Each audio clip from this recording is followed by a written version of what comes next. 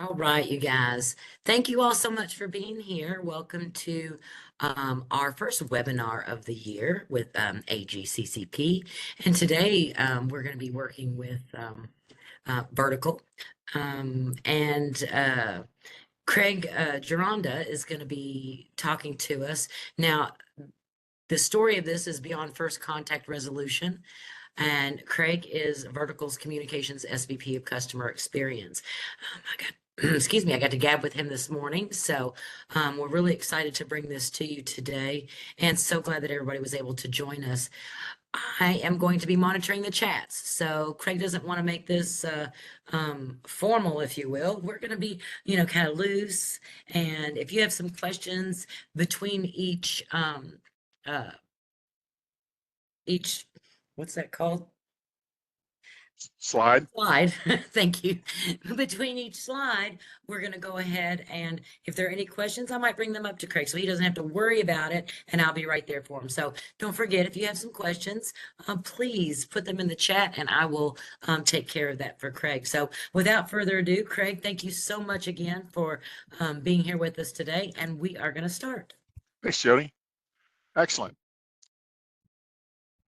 I want to start with just a little bit about Vertical Communications. And we are a strategic consultative partner. We focus on customer experience tools and implementations and support. And we've been doing it for a very long time. At the end, we'll do a little recap and talk a little more about some of the takeaways from today. But we're here as that strategic consultative partner with you. I've been at Vertical for 2 years. I'm a pretty newcomer here. Before that, I spent a lot of time at Ring Central, and I was a AVP of their customer experience practice globally, and I owned the solution engineering team there. So got a lot of experience with a lot of different tools. Today, we're going to take this pretty high level because we only have 45 minutes, and the agenda will start with why first contact resolution is important. Then we'll go on to talking about some planning, some technology, and then our conclusions, takeaways, and questions. So we're going to dive right into it. And I don't think there's much argument about why first contact resolution is important, right? We want constituent satisfaction numbers to grow. We want our agents to be happy. And happier agents typically means lower agent attrition.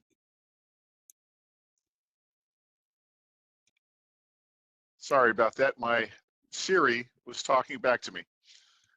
Lower total interaction volumes mean that we have more time to spend on each interaction. And we can look at some of the tools today that we're going to use to help with first contact resolution. And some of those tools will allow us to reallocate human capital resources into other areas that have higher value interactions, not the repetitive mundane interactions that we have to take care of if we don't have some of the automation tools. And that leads to shorter wait times, lower operating costs. And then ROI, our customers see very, very quick turnaround with ROI. We're not talking years, we're talking months with ROI. So little blurb on the side about first contact resolution, what it is, around 70% in the US in contact centers. That's measuring first contact resolution from the interior perspective. That's not measuring it from the customer's perspective. So let's keep all different perspectives in mind, and we'll see as we go through this, we will look at things from different perspectives. So first, in planning. My philosophy is pretty straightforward here. You need an overall philosophy when you're talking about anything to do with running your business, especially the customer experiences that you want to deliver. So there are typically 3 areas that you want to be looking at, right? The people, the processes, and the technology that you're going to use. But you need that overarching philosophy. Now, I've got something a little different down here. We're talking about first contact resolution, but you can use some of the tools we'll be talking about today for zero contact resolution. What if the customer or your constituent doesn't have to contact you? what can you do proactively instead of reactively? So we'll look at those tools also. So setting those objectives, goals, and the scope of your philosophy is extremely important. And analyzing what you have at your disposal. And you can look at where you are, where you want to be, and we can help you understand the path to get to where you want to be. But we can also provide the insights that will help you to more clearly and crisply define where you want to wind up with your desired outcomes. And all of these bullet points, I'm not going to read every single one of them, but all of them are very important, including one that I really love is meaningful measurement. We touched a little bit about that on the previous slide, where you're looking at first contact resolution rates being around 70%. Well, what is that tied into your voice of the customer or customer satisfaction or any of the measurements that you might be taking to see how well your constituents, your customers, actually are have enjoyed that interaction. So getting this all under one strategic plan with tactics, very important, and then a plan on how to execute. And that is a very simple overview of the planning section. The people section will look at your team, getting your team to buy into your philosophy, understanding what it is you're trying to deliver, whether it's your principles, your character, your customer experiences.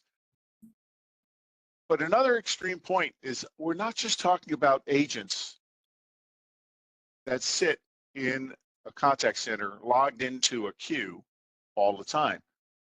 Everyone in your organization is responsible for their share of the customer experience. If they're interacting with someone from outside of your organization, they're a representative of the organization and need to be brought up to speed on what their roles are and what their contributions are. As we start to look at the tools, what we find many times is that the people who are closest to your constituents, the people that are dealing with them day to day, aren't necessarily the ones we're getting design and feedback from to create those great customer experiences into programming and to create the meaningful metric reports that we want to have available to you. So we want to make sure that we've got your team on board and participating in all elements, including the design. They need to have a voice in your CX planning. Now, your constituents, how well do they understand your philosophy? And how do they have a voice in the evolution of what you're delivering as a product to them, whether it is voice, chat, email, social media, self-service? You want to be able to bring the people in to feel that they can make a contribution and they can be heard to improve the services they're looking for. Okay, so we've got some philosophy, planning, talking about people. Now, let's talk about your team in the process. We want to focus on the customer experience. We want to get a culture of continuous improvement so everybody has a voice, and you'll continue to iterate and improve and empower your agents and really anyone who's interacting with your customer with the training and resources they need to properly do their job. Now, to do that, we want to make sure we understand those processes and workflows and that we design them properly and implement them properly. And then the measuring allows you to determine how you want to evolve. But in today's world, we cannot forget security, data integrity, privacy, compliance regulations. That's all part of what we need to consult with you on in order for us to properly detail where we need to go and deliver on the great customer experience that meets all of those values. So we talked about defining customer experience metrics for first contact resolution interior, we also want to make sure we're putting in place a process to measure the customer-centric measurements. How do they feel after that interaction? How can they share their feedback with you? So it's an improvement cycle. It's improvement continuously and never ending. I don't know if you've ever heard the acronym ICANN, improvement continuously and never ending. And that's something that you partner with everyone in your organization and with us as a strategic partner to make sure we continue to provide that value and improve the customer experiences. So the process for your constituents. How do you educate your constituents on the services that you offer proactively? Don't wait for them to contact you. How do you reach out to them with a comprehensive communications plan? Trust is a big factor in communicating, as is transparency. So take those factors into account, and we get back to the data, security, privacy, and compliance elements. We want to make sure that we are sharing how we're doing these things and why we're doing these things with the customer to give them that sense of trust and understanding that you're being transparent. But the challenge is you can't just put it out there one time, information out there one time, and expect everyone to understand what you're doing. So you have to communicate through multiple communication channels, whether it's your web page, email, whether it's a social media account that you have. It's not an event. The communication is a process, and it's a continuing process to continue to reinforce and to share what's going on. But to do so, we found it's much more effective if you simplify and standardize your language and let people know about the communication channels ahead of time. That will give you a big leg up, because I've seen many communications that are almost indecipherable, and they're tied up in legal jargon that many people just fail to read. They just refuse to read. And in today's world, we definitely have to offer multilingual and different types of access for access challenged disabled accounts. So we can also show you the tools that can help you provide that. And even the surveys and feedbacks, tools that are embedded in some of the applications that are out there today. That just fosters a more engaged group of citizens and constituents. And then how are you doing with the adoption? Satisfaction numbers tell you a picture. First contact resolution numbers tell you a picture. Another piece of that puzzle is the adoption metrics. Are people actually using it? You can have happy people, but not many using it. You can have a high first contact resolution without many people being happy. You can have high constituent adoption and not have one or the other two. So you want to have all three. That's the stable base to build upon when you're looking to do your strategic planning and tactical planning for this. So any questions at this point?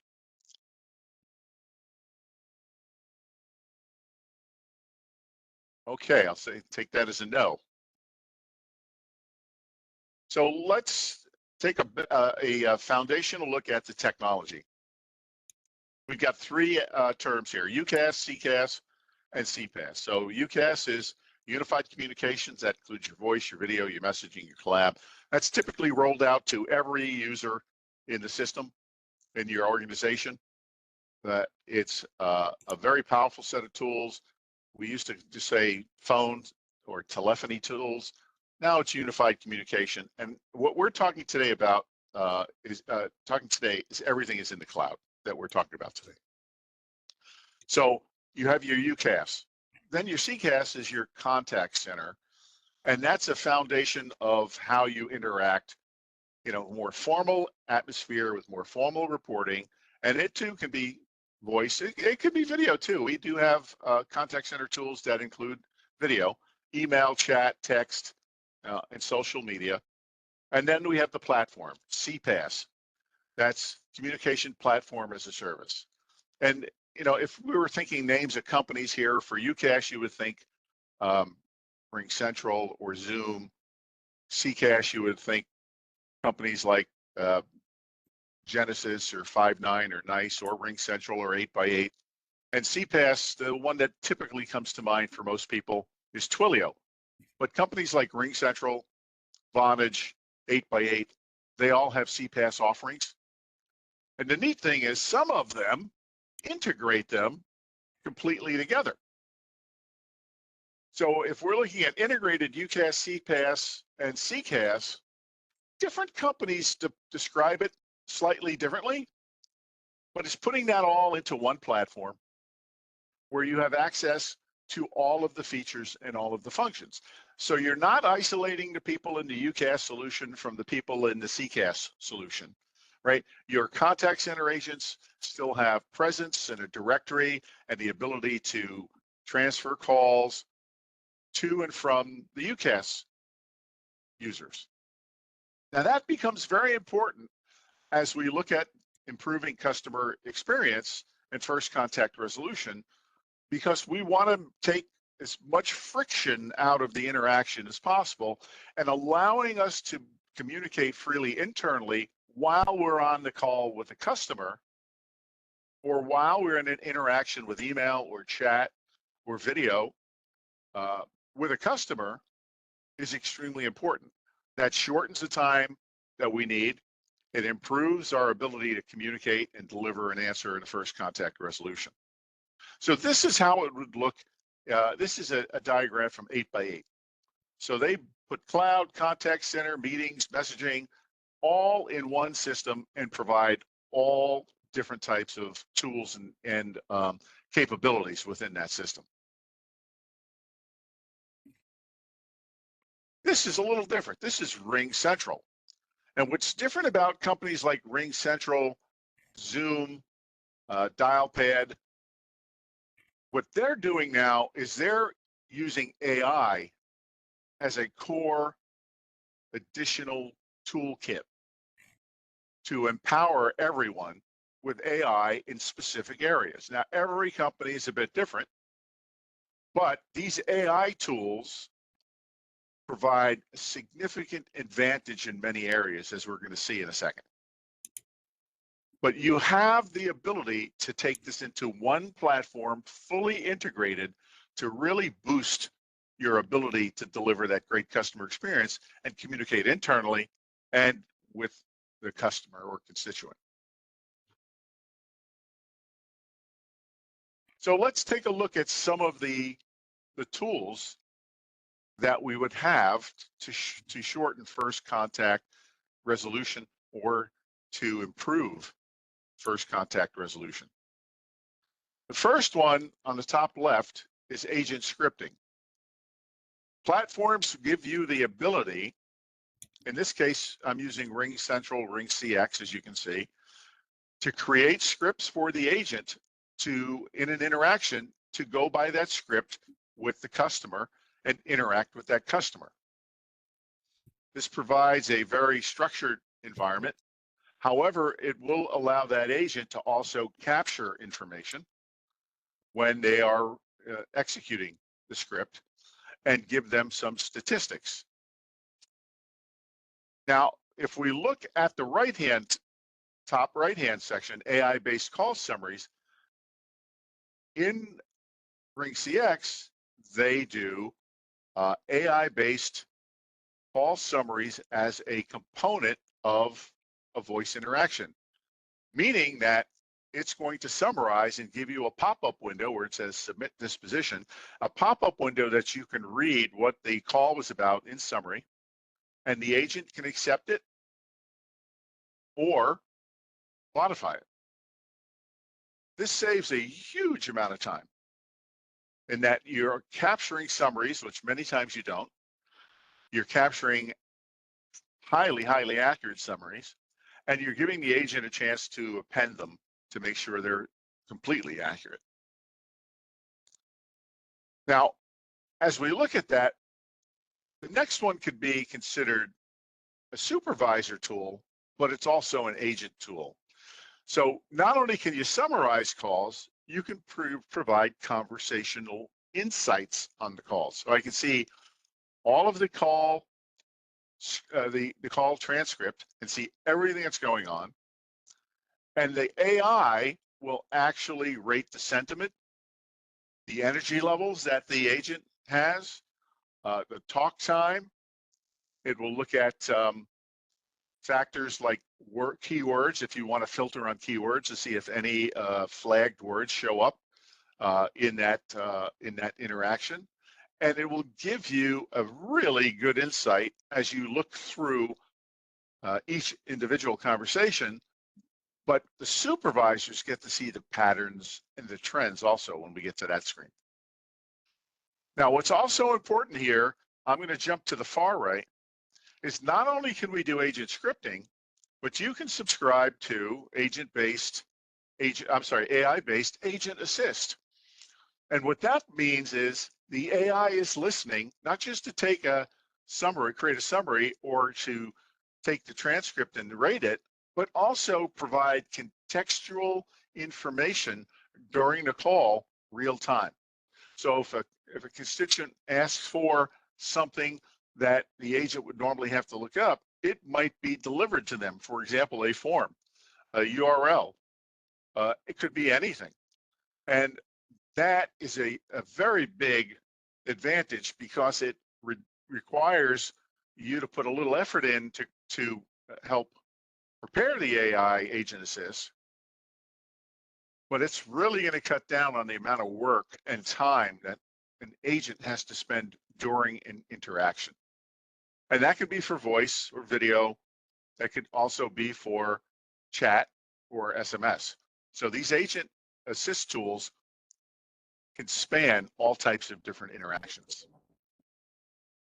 Now, the last one on this screen is the single app for UCaaS and CCaaS. So our recommendation is if you can possibly have a scope of your project to include UCaaS and CCaaS in the same project where you can have one platform, having a single app for all of your interactions, whether they be phone calls, chats, outside of the call center, contact center, or inside of the contact center, where things like your agent scripting and conversation highlights get delivered in the same app, and your call summaries get delivered in the same app. That's a very, very big advantage instead of switching back and forth from multiple apps. We all live in multiple apps, I'm sure. I know I do.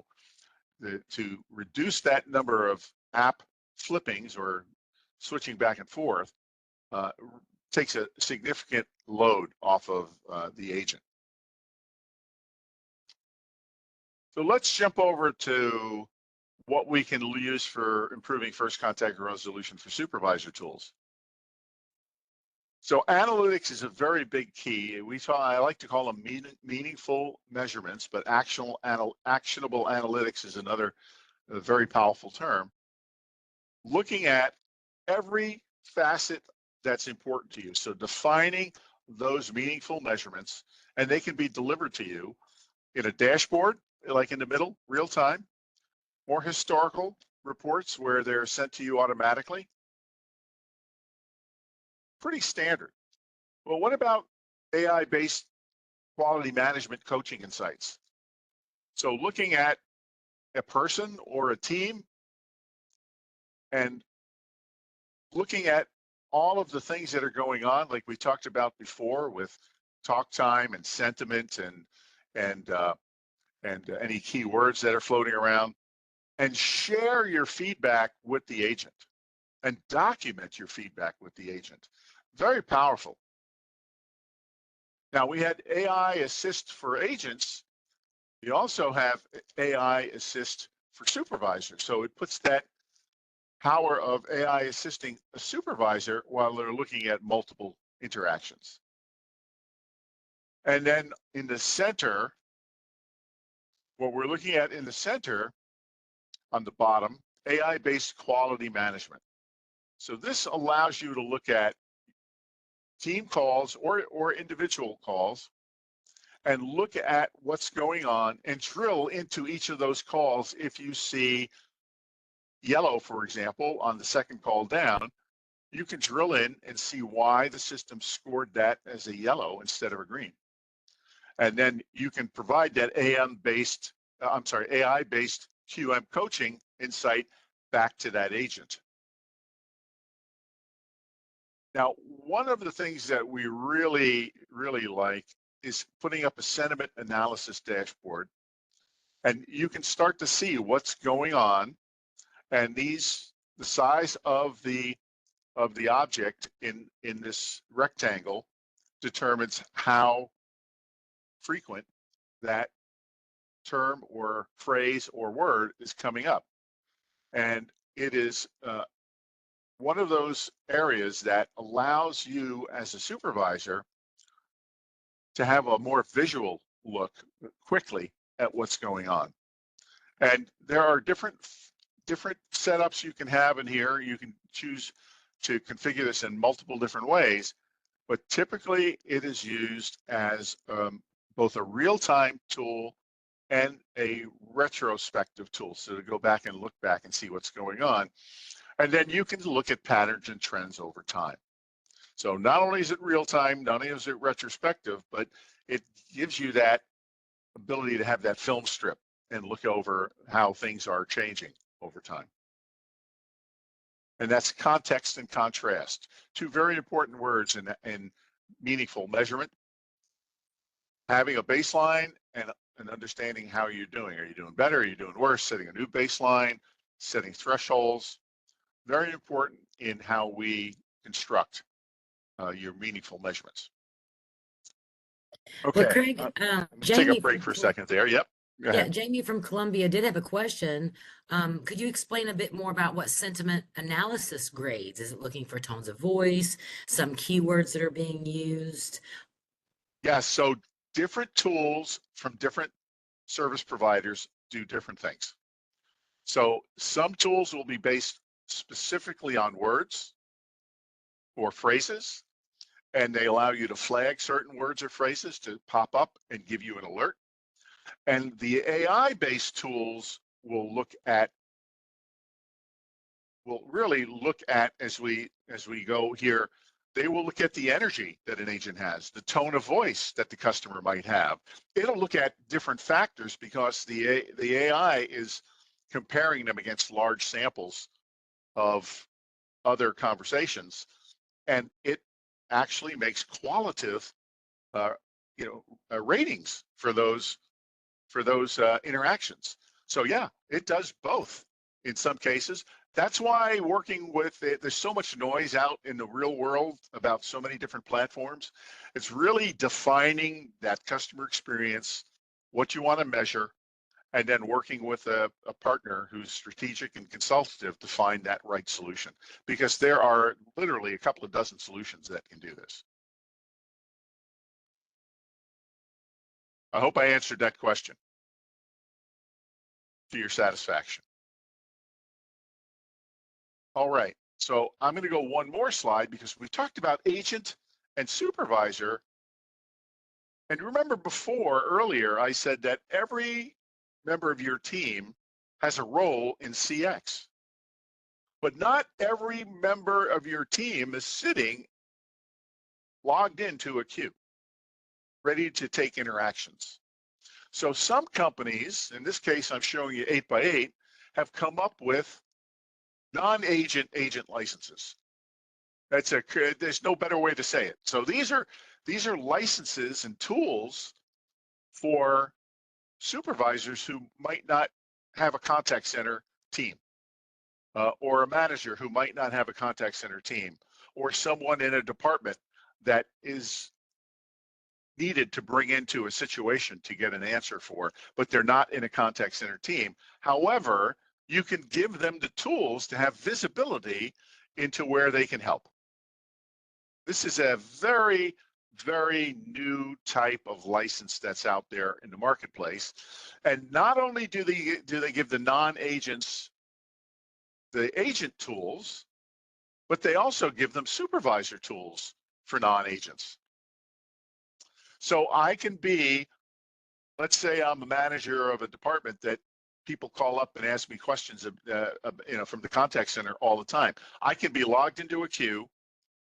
I can see what's going on in the queue. I can have conversations because I have one big platform with the agents in the queue. They see my presence.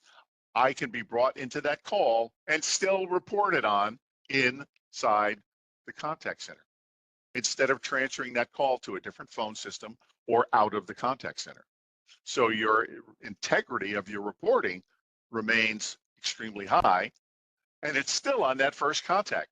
You're not brushing them off to someone else. You're not asking them to call someone else because you don't have the tools to transfer them outside of the system. You've got it all in one. So one interface for me now is this non-agent CX role, and all of the customer facing teams have access with this license, have access to the full customer experience that you've designed, and they're completely engaged in that end-to-end journey for the customer. So this is another example of shortening or improving first contact resolution in a non-traditional manner. And by the way, these licenses for the non-agents that also get the supervisor license are typically lower than the agent licensing. So the companies have started to see that they need everybody empowered with these tools to some degree in your organization, and you can select who you want to activate for these licenses. And they can be concurrent or named users. So named users means that if I have 100 agents and I want to buy the named license, I pay a price. If I get concurrent, I might have 100 agents, but only 50 are logged in at any given moment. So I can buy 50 concurrent licenses and still program 100 or more agents. All right. Any questions on this one? This is very new. Very, very new, but we're very excited about it. No questions on this end, Craig. Great. Okay, so now we do a lot with self-service automation tools. The definition of self-service automation is using AI today and using a scripting engine to be able to deliver voice or chat-based tools to your constituents. On the left, one of our solution engineers programmed a full virtual city hall, all of the different departments. What would you like to automate in your self-service? Do you want jury duty requests to see if they have jury duty? Now, that can be done in multiple different ways. It can be done with an inbound chat, as you see in the center panel here, where I just type in, jury duty, pay a fine, location of the courthouse, jury duty. Then it would come up and ask me my name, and it will tell me if I have jury duty and when. Now, but it can do anything that you can pretty much think of, anything we can script, it will do. Now, that's on an inbound side. That's via this chat window. We can do that with voice also, but we can also do that outbound via a proactive call, or we could do it outbound via a proactive text. So there are multiple different ways to do the same thing with self-service automation, proactive and reactive. And on the left side, we'll go back to the left side, it could be something for education, it could be homework, it could be setting up an appointment for health and human services, it could be filing for your permit or your parking permit for the beach pass that you might want. It could be anything that you can think of. And it's done visually on the right-hand side as a reflection, as just a screenshot of doing it visually.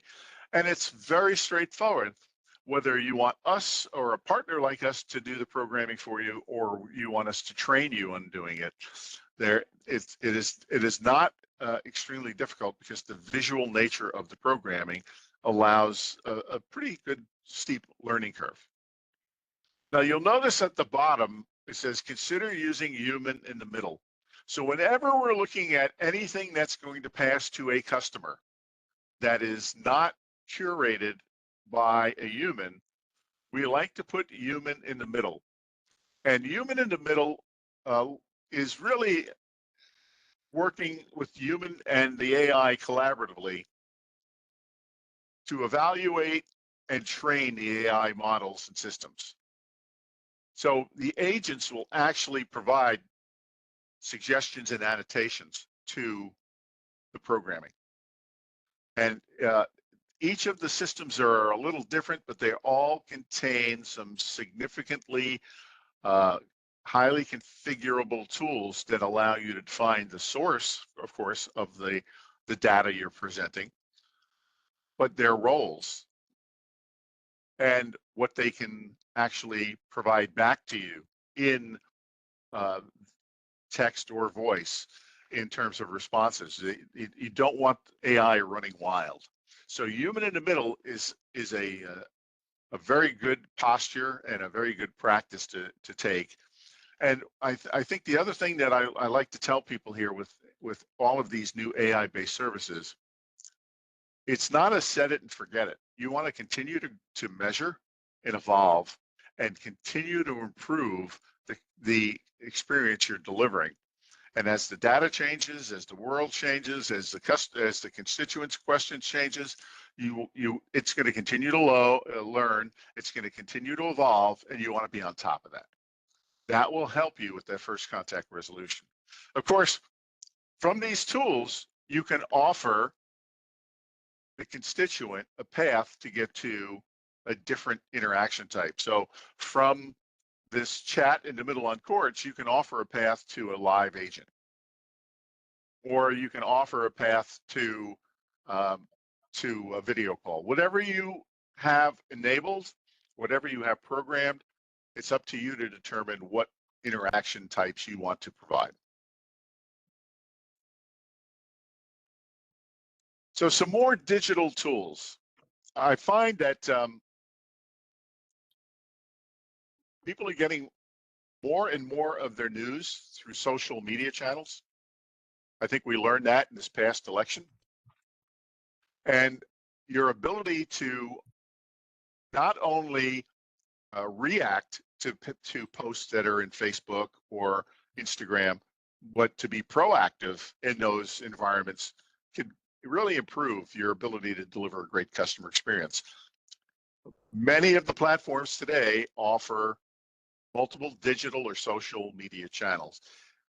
Everyone licenses these a bit differently.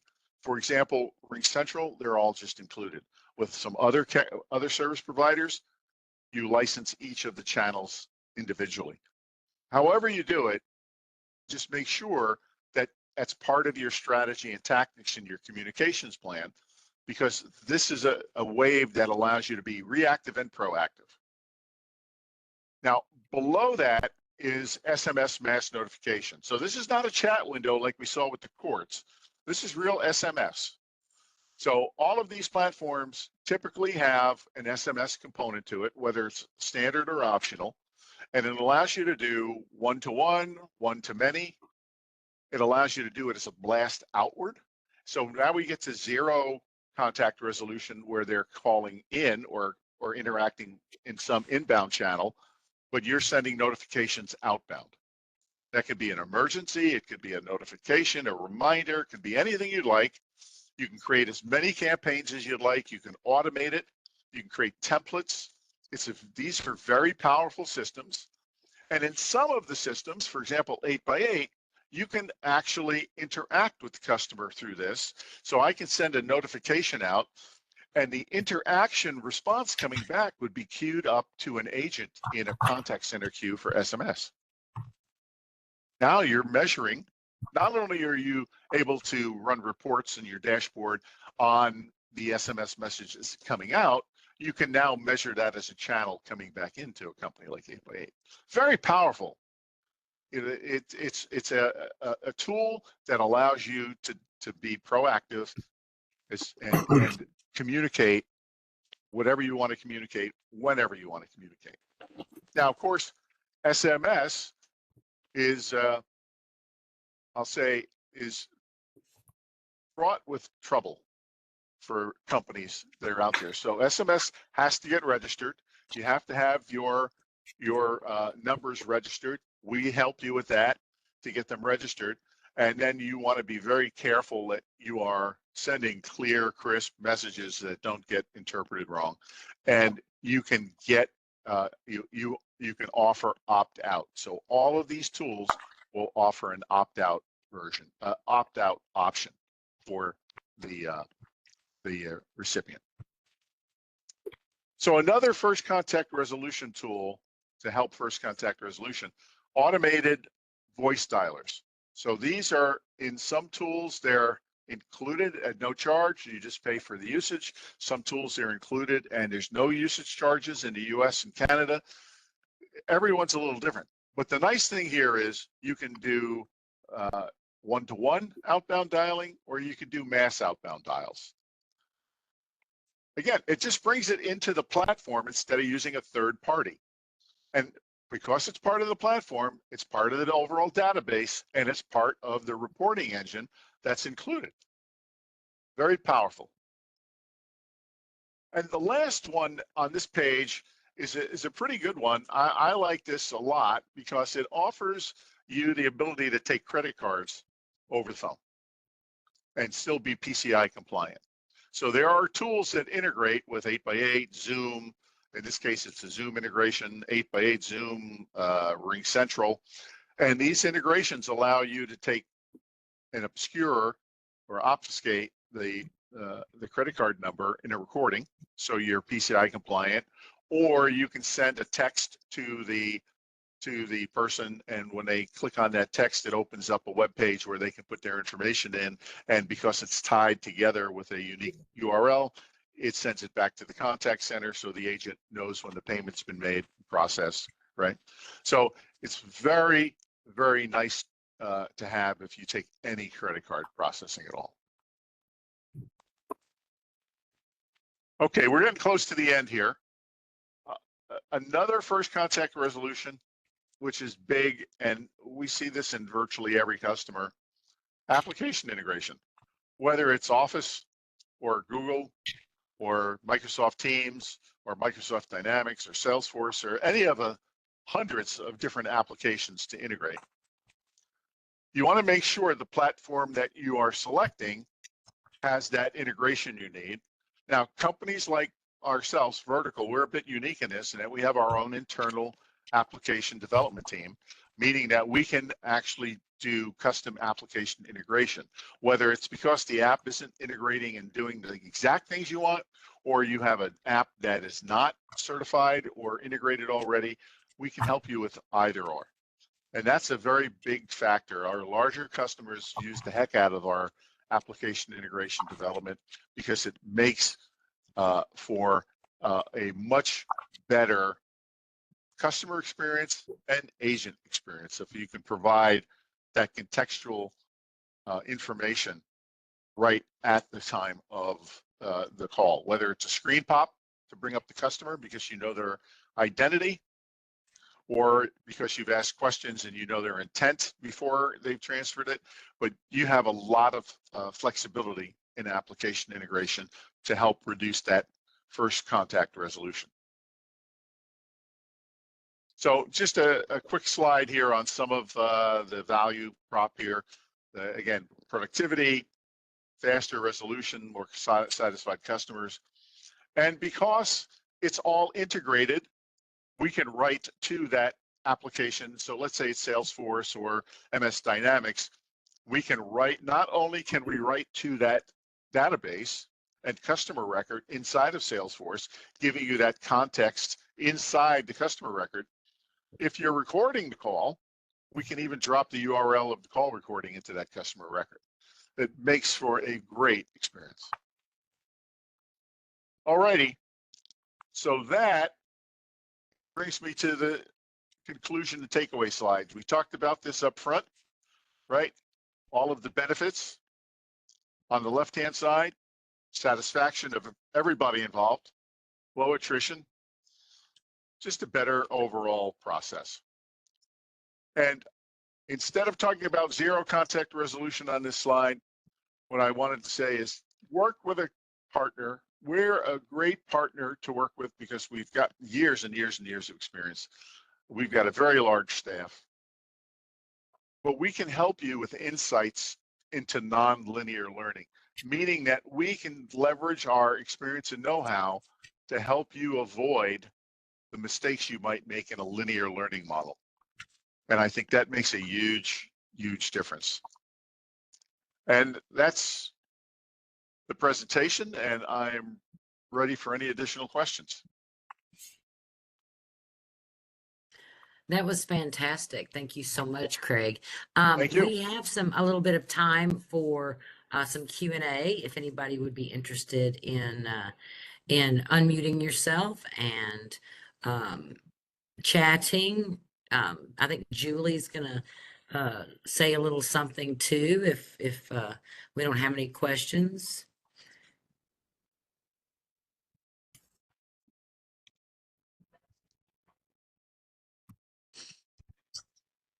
Well, Go Julie, ahead, I think Julie. it's all yours. I was giving a moment just in case. Sure. So I dropped a link in the chat. You can find the recording, obviously, on the AGCCP site, but we're going to post it on our website too at that link. And there's also a form on that page if you have any questions or want to follow up with the webinar or really anything else that you want to talk to us about. You can reach out to us either directly, Craig or I, or through the form on that site. Thank you so much for joining us. It's been great. Absolutely. Thank you, Craig. Thank you. Thank you, Julie. We appreciate you all so much.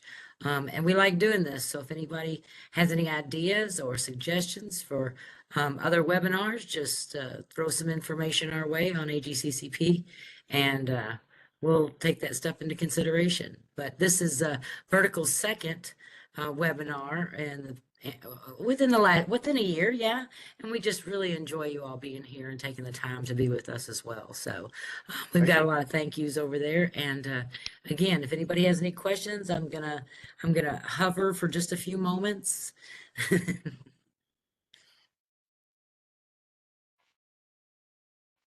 And if not, then we will go ahead and call it. I'll go ahead and stop our record. Again, thank you all so much for presenting today, Craig and Julie, for being here and offering this to us through Vertical. And thanks everybody for taking the time today, this afternoon, to get here. And you all stay warm, Julie. We've gotten up to a high of 13 today. Wow. So, heat wave. Balmy 13. So thanks a lot, everyone, and Thanks we a lot. appreciate you. Thank you so much.